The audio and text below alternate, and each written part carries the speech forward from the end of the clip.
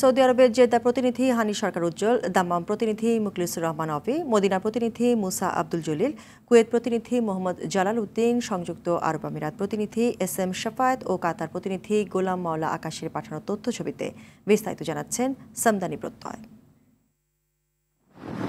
টাঙ্গাইল ৩ আসনের সংসদ সদস্য আমানুল রহমান খান রানার পবিত্র মক্কায় হজ পালন শেষে জেদ্দায় আগমন উপলক্ষে টাঙ্গাইল এলাকাবাসীর পক্ষ থেকে গণসংবর্ধনা ও মতবিনিময় সভা আয়োজন করা হয়। সভায় সভাপতিত্ব করেন নজরুল ইসলাম।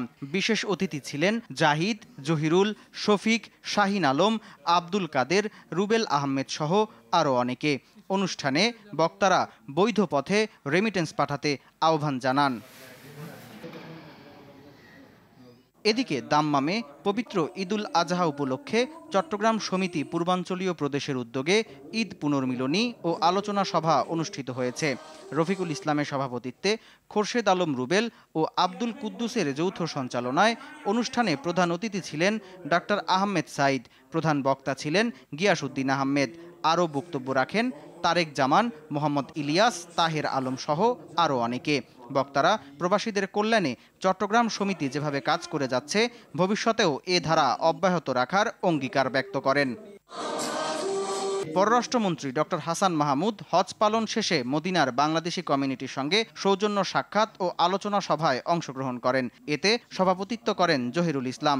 বিশেষ অতিথি হিসেবে ছিলেন রাষ্ট্রদূত ডক্টর জাবের পাটোয়ারি ও জেদ্দা বাংলাদেশ কনস্যুলেটের কনসাল জেনারেল নাজমুল হুদা। মোশাররফ হোসেন ও মোহাম্মদ মিলনের যৌথ সঞ্চালনায় বক্তব্য রাখেন মুসা আব্দুল জলিল, আসগর আলী, লিটন, আবদুল্লাহ আল মামুন সহ আরও অনেকে। বক্তারা বাংলাদেশ বিমানের টিকিটের মূল্য স্থিতিশীল ও সিন্ডিকেট মুক্ত রাখার জন্য আহ্বান জানান।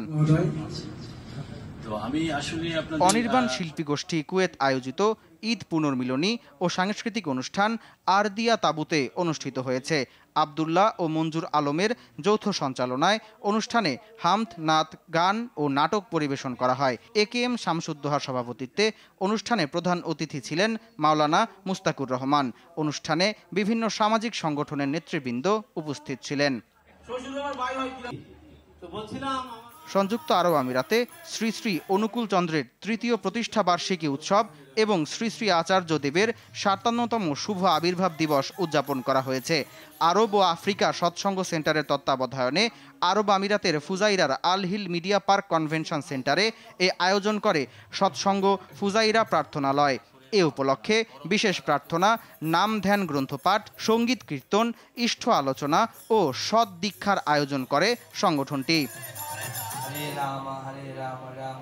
কাতারে প্রবাসী কর্ণফুলী ক্রীড়া পরিষদের উদ্যোগে পবিত্র ঈদুল আজহা উপলক্ষে একদিনব্যাপী ত্রিদেশীয় ফুটবল টুর্নামেন্ট অনুষ্ঠিত হয়েছে। বাণিজ্যিক নগরী মাইজার গ্যালিলিও ইন্টারন্যাশনাল স্কুল মাঠে প্রবাসীরা 8টি দলে বিভক্ত হয়ে টুর্নামেন্টে অংশগ্রহণ করে।